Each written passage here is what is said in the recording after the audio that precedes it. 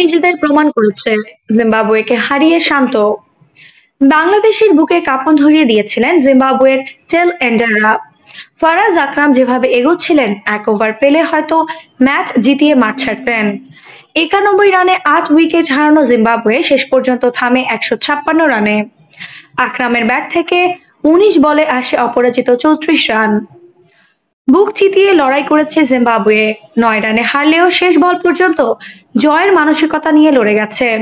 যেখানে 91 রানে প্রতিপক্ষের 8 উইকেট ফেলে দিয়ে অনেকটাই গা ছাড়া হয়ে পড়ে বাংলাদেশ।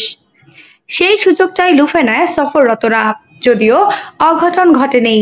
ম্যাচের পাশাপাশি সিরিজও নিজেদের করে নিয়েছে বাংলাদেশ। গতকাল মঙ্গলবার 7 মে তৃতীয় টি-20তে জিতে এবার ঢাকায় ফেরার পালা। পরের 2 ম্যাচ অনুষ্ঠিত হবে ঢাকায়। এর আগে পুরস্কার বিতরণী মঞ্চে এসে বাংলাদেশ অধিনায়ক নাজমুল হোসেন শান্ত জানান, ছেলেরা নিজেদের প্রমাণ করেছে। শান্ত বলেন, ছেলেরা নিজেদের প্রমাণ করেছে। আমার মনে হয়েছিল ওই সময় আমাদের পরিকল্পনা মাফিক এগিয়ে যাওয়া উচিত। যেখানে ওরা মারছিল সেখানে আমরা ফিল্ডার রাখতে চেয়েছি। শেষ পর্যন্ত ম্যাচটা জিততে পেরেছি।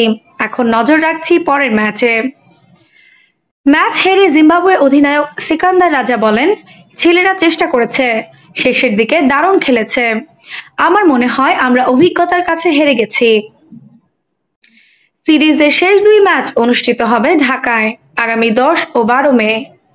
আফসানা নওরিন, বাংলা স্পোর্টস।